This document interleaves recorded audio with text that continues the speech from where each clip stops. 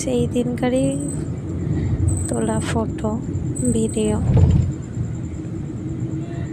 কি সুন্দর লাগছে দেখতে প্রকৃতির দৃশ্য না? এই কিছুক্ষণ আগেই পরিষ্কার আকাশ, আর কিছুক্ষণ বাদেই কালো মেঘে ঢেকে ফেলেছে আকাশ, কিন্তু তবুও প্রকৃতি কি সুন্দর লাগছে, অপরূপ সত্যি।